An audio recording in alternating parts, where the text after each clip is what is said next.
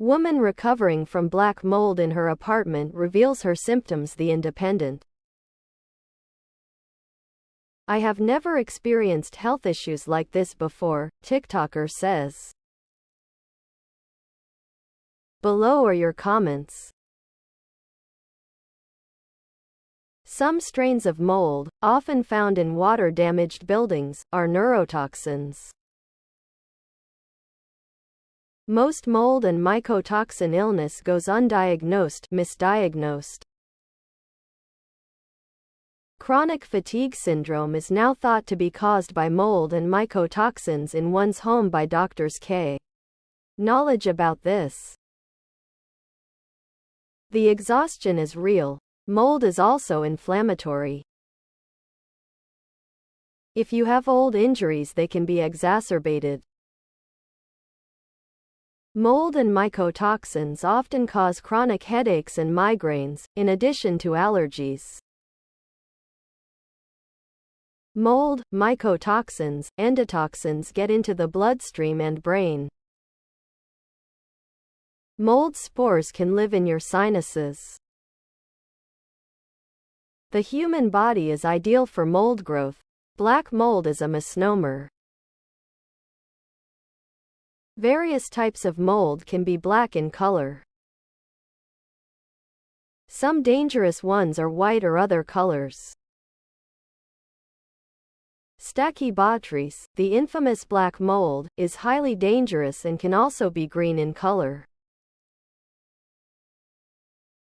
Cotomium is another highly dangerous one. Mycotoxins that are put off by mold are not seen and much more dangerous than mold spores. Mold doesn't always smell or can have different smells. Some smell sweet. So just because you think you don't smell mold doesn't mean it's not there. And people get nose blind after living in a place for a while. There is also mold volatile organic compounds. MVOC. It's an invisible gas put off by the mold that causes many health problems. I just wanted to share what I've learned. I'm now a certified mold inspector. I'm happy that more attention is being paid to this topic. It needs to get taken seriously. I had an apartment that had mold all over. The spores would often pop on my walls after rain. I had to scrub my walls weekly.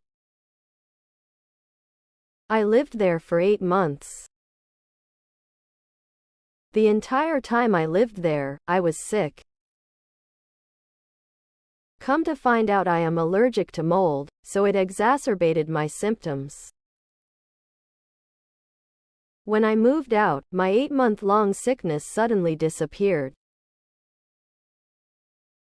For those of us who are allergic to mold, the symptoms can be especially debilitating. I've experienced the same thing and more due to various molds and mycotoxins in my condo due to board and property managers' gross neglect of outside building maintenance and many resulting water intrusion events. The skin rash is terrible. It can feel like your skin is burning and little bugs are crawling on your face and neck. Doctors are useless as they don't know anything about mold and mycotoxin illness, and most don't want to. Hydrocortisone cream does very little. I developed asthma and neurological problems, too. This article ends on a sadly incorrect note. Serious mold, mycotoxin illness is not rare. It is just undiagnosed or misdiagnosed. It can cause cancer and many other serious illnesses. They just don't get connected to the mold.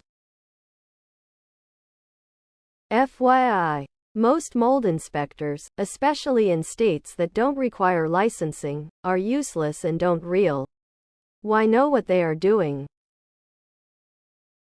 They don't do true inspections and are just overpriced sample takers. Aerosol tests, which are the most commonly used, are the least reliable. They test the air in a 3-foot radius for 5 to 10 minutes. You can get different results at different times of the day. Many other factors affect the results. It's best used as part of an actual inspection if mold is not visible. It is not a reliable test of air quality in a building. Dust tests. The EPA 36 test, using DNA PCR testing, will give you the best idea of what is going in your home. What you find in the dust is circulating through your air. For visible mold, labs like tape lift samples. Swab samples are good, too. Research any inspector you have out thoroughly. Ask to see a sample written inspection report, too. I had one clown tell me the lab report was his inspection report.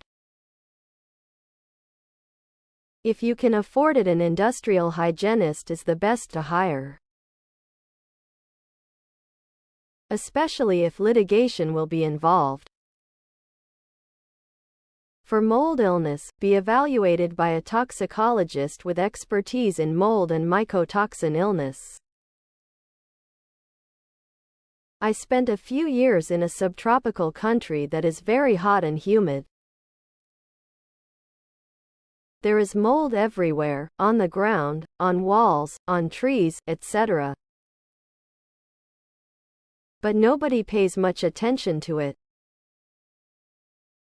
It's because most houses are open air and there's plenty of ventilation.